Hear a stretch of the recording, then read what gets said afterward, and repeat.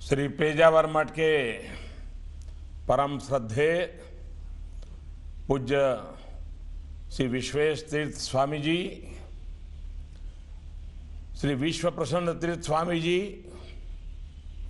श्री राघवेंद्र मठ के श्री श्री सुबुधेंद्र तीर्थ स्वामी जी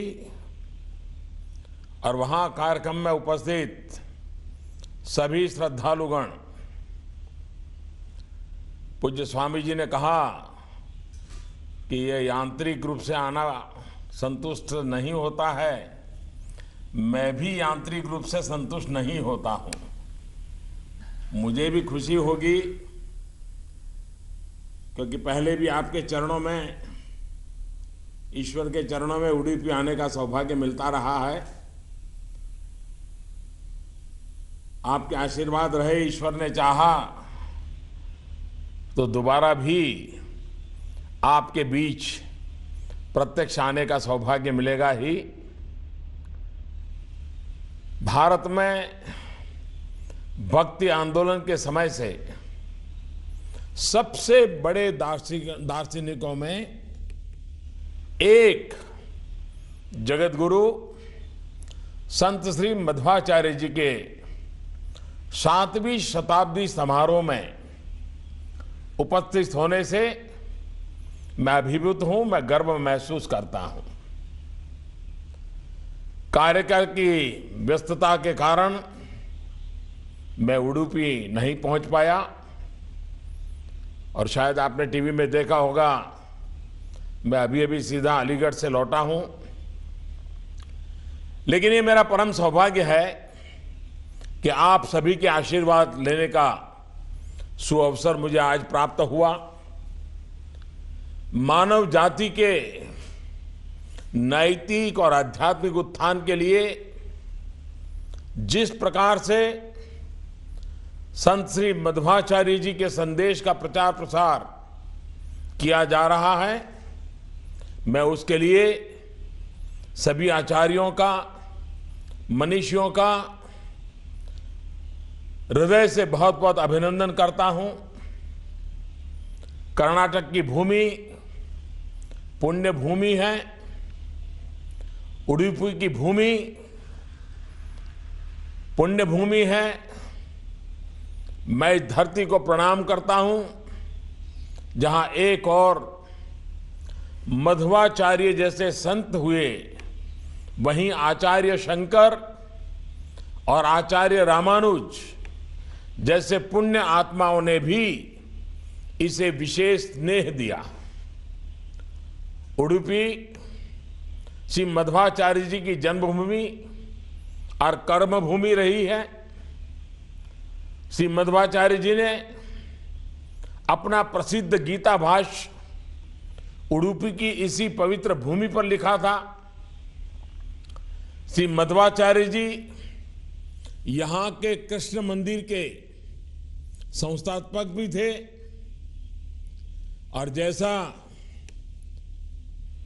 पूज्य विश्वेश्वर तीर्थ जी ने बताया, और जब मैं रूबरू आया था तो आपने बड़ा विस्तार से मेरे सामने वर्णन किया था कि भगवान श्री कृष्ण मूर्ति द्वारिका से आई है, तो मेरा स्वाभाविक लगाव होना बहुत आनंद होता है। आपने भी अपने भाषण में मेरा गुजरात का नाता और श्री कृष्ण का द्वारका का नाता, इसको जोड़ करके आशीर्वाद दिए। मैं आपका बहुत आभारी हूं। उडुपी से मेरा लगाव कुछ और कारणों से भी रहा है। मुझे कई बार उडुपी आने का अवसर मिला है। 1968 से लेकर 4 दशक से भी ज्यादा तक उडुपी म्युनिसिपल कॉरपोरेशन की जिम्मेदारी भारतीय जनता पार्टी और भारतीय जनसंघ ने संभाली। 1968 में उडुपी पहली ऐसी म्युनिसिपल कॉरपोरेशन बनी थी जिसने मैन्युअल स्कैवेंजिंग पर रोक लगाई थी, माथे पर मैला ढोने पर रोक लगाई थी। 1984 और 1989 में 2 बार उडुपी को स्वच्छ शहर के रूप में सम्मानित किया गया था। स्वच्छता को लेकर, मानवीय मूल्यों को लेकर जनशक्ति को जागरूक करने की हमारी प्रतिबद्धता का यह जीता जागता उदाहरण रहा है। मुझे और एक खुशी भी है कि इस कार्यक्रम में पूज्य विश्वेश तीर्थ स्वामी जी स्वयं उपस्थित हैं। 8 वर्ष की छोटी सी आयु में संन्यास लेने के बाद अपने जीवन के 80 वर्ष उन्होंने अपने देश को, अपने समाज को मजबूत करने में लगा दिए। देश के कोने कोने में जाकर अशिक्षा, अंधश्रद्धा, जातिवाद, गौ संवर्धन, ऐसे अनेक विषय जिसकी उन्होंने मुहिम चलाई। ये स्वामी जी के पुण्य कर्मों का ही प्रभाव है कि उन्हें 5वें पर्याय का अवसर मिला है। ऐसे संत पुरुष को मैं फिर एक बार बहुत हृदय से नमन करता हूं। भाइयों और बहनों, हमारे देश का इतिहास हजारों वर्ष पुराना है। हजारों साल का इतिहास समेटे हुए हमारे देश में समय के साथ परिवर्तन आते रहते हैं। व्यक्ति में परिवर्तन, समाज में परिवर्तन, व्यवस्थाओं में परिवर्तन, लेकिन इतना लंबा दीर्घकाल होने के कारण कई बार समाज में बुराइयां भी व्याप्त हो जाती है। हमारा समाज भी अच्छाइयों का भरमार होने के बावजूद भी बुराइयों से बचा नहीं है।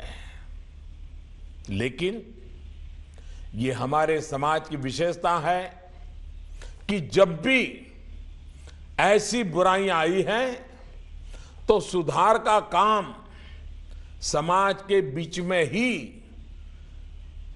कोई न कोई ऐसा पैदा हुआ है, हर युग में पैदा हुआ है, और उसी ने जिम्मेवारी उठाई और समाज के परंपरागत प्रवाह के खिलाफ वो खड़े हो गए, समाज को ले जाने का प्रयास किया।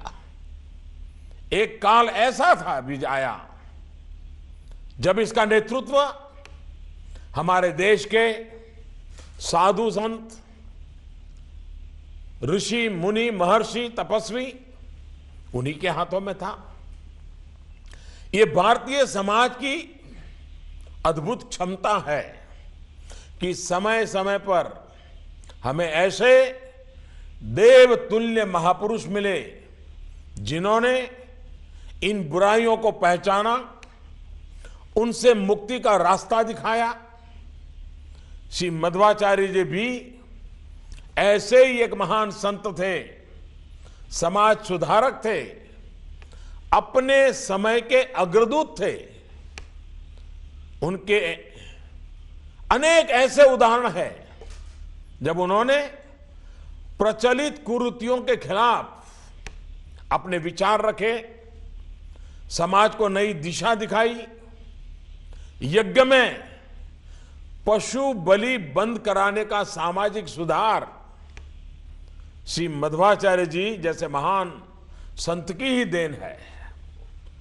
हमारा इतिहास गवाह है कि हमारे संतों ने सैकड़ों वर्ष पहले समाज में जो गलत रीतियां चली आ रही थी, उन्हें सुधारने के लिए एक जन आंदोलन शुरू किया।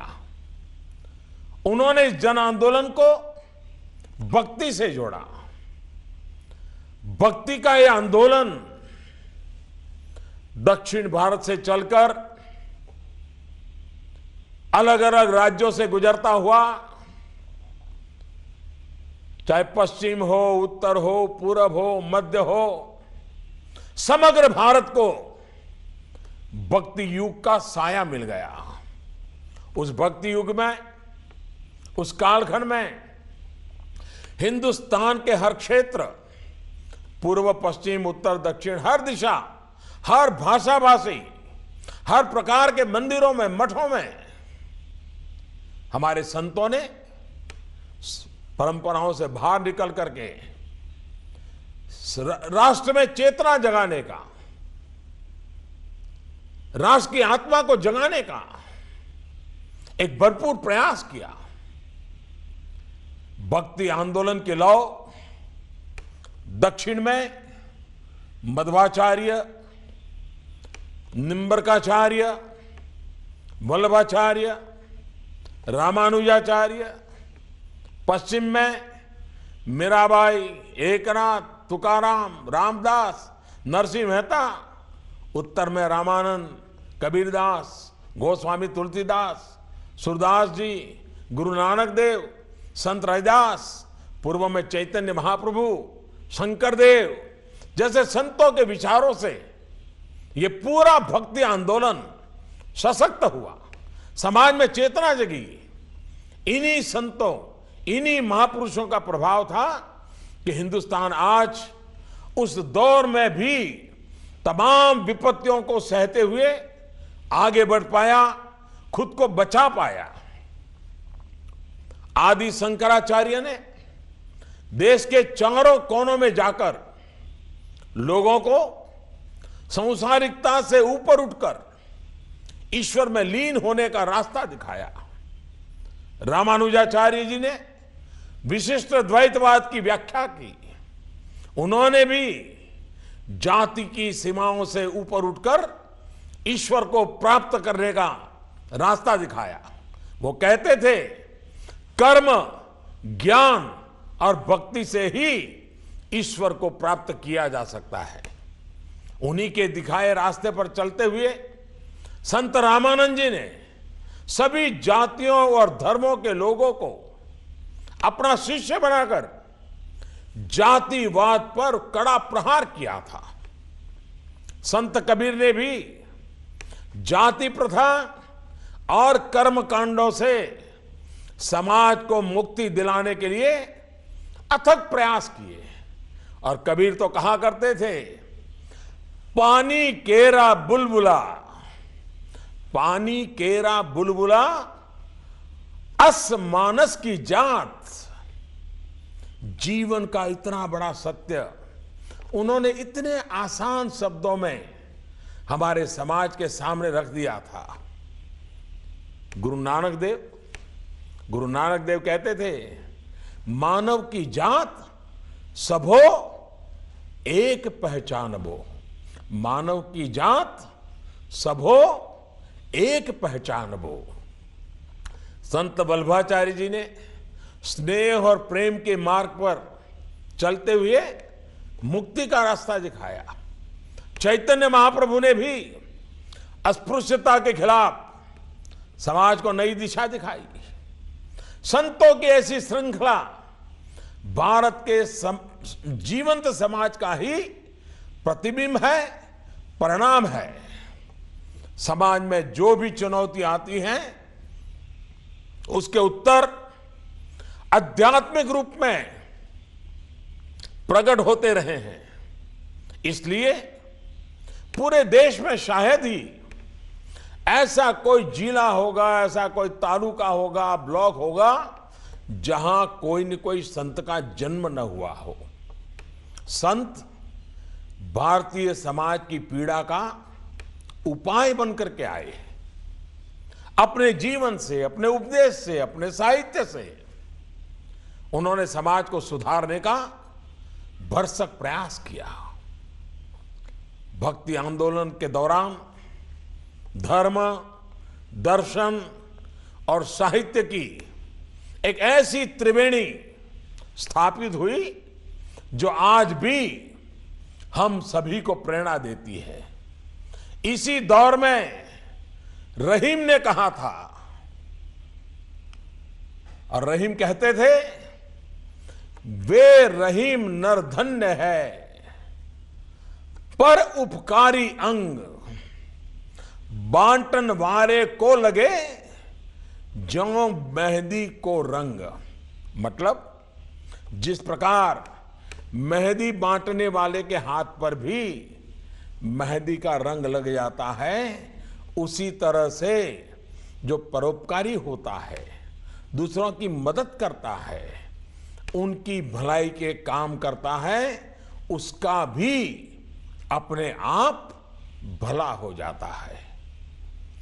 भक्ति काल के इस खंड में रसखान, सूरदास, मलिक मोहम्मद जायसी, केशवदास, विद्यापति जैसी अनेक महान आत्माएं हुई, जिन्होंने अपनी बोली से, अपने साहित्य से समाज को ना सिर्फ आईना दिखाया, बल्कि उसे सुधारने का भी पूरा प्रयास किया।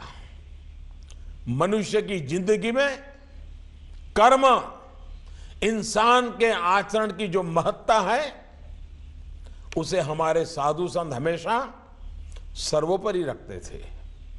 गुजरात के महान संत नरसिंह मेहता, जिनका एक भजन महात्मा गांधी को प्रिय था, हम सब भी उस पूरे भजन को बोल सकते हैं। हमें पता तक नहीं रहा है कि वो किस भाषा में लिखा गया है, इतना वो भजन हमारे में रम गया है।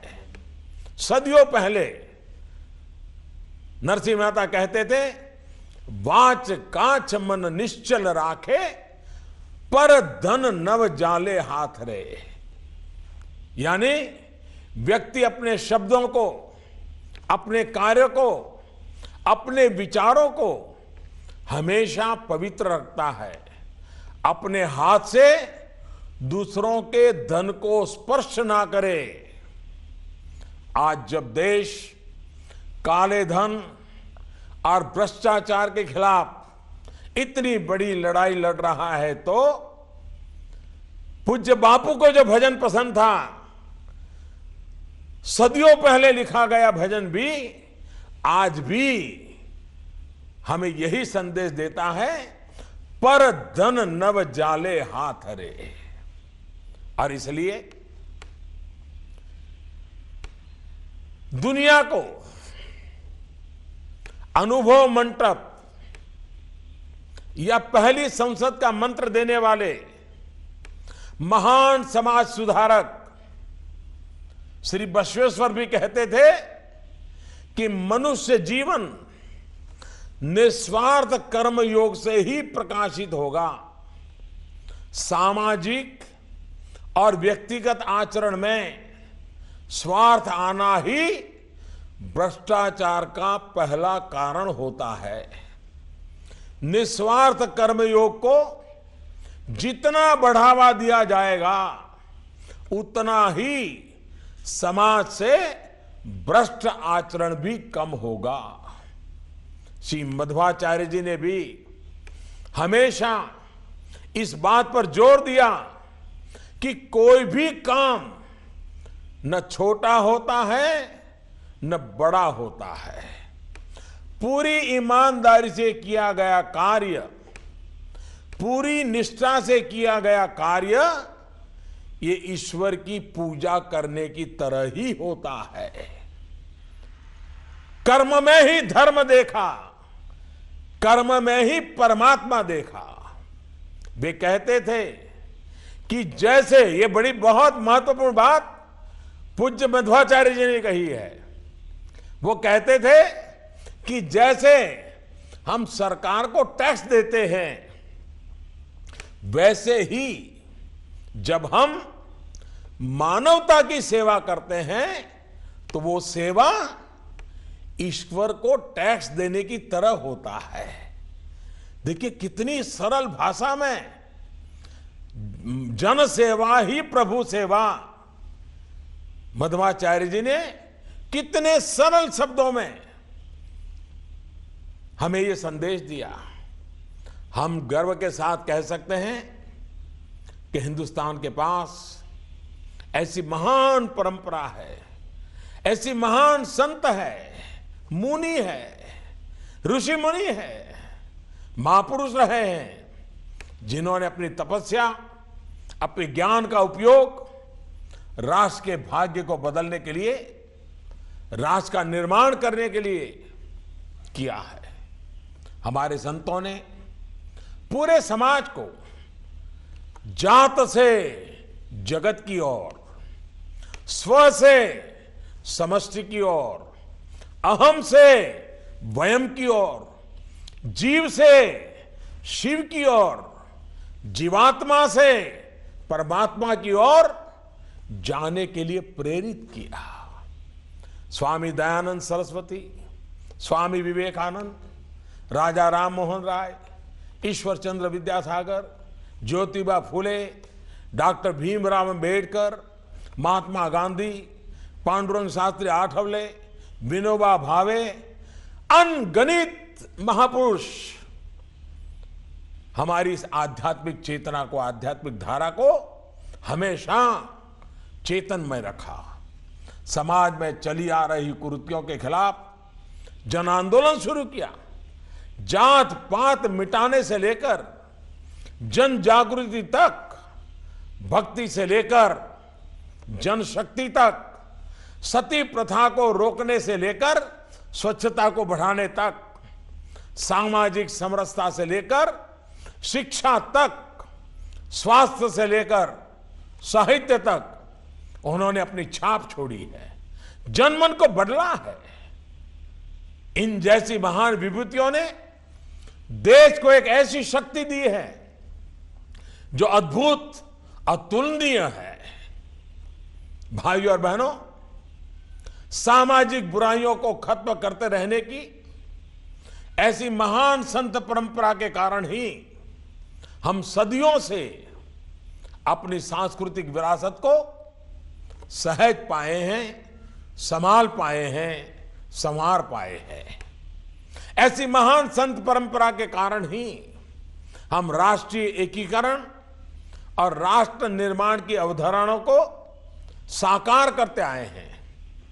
ऐसे संत किसी युग तक सीमित नहीं रहे हैं, बल्कि वे युगों युगों तक अपना प्रभाव डालते रहे हैं।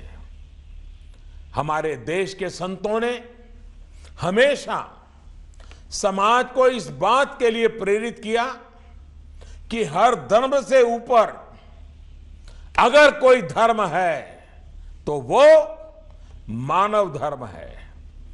आज भी हमारे देश, हमारे समाज के सामने अनेक चुनौतियां हैं, चुनौतियां विद्यमान है।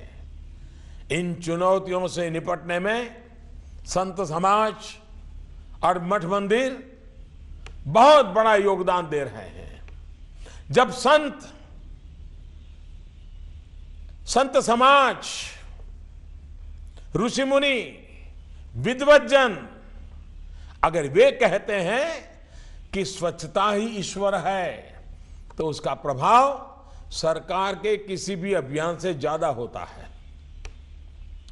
आर्थिक रूप से शुचिता की प्रेरणा भी इसी से मिलती है। भ्रष्ट आचरण यदि आज के समाज की चुनौती है, तो उसका उपाय भी आधुनिक संत समाज दे सकता है।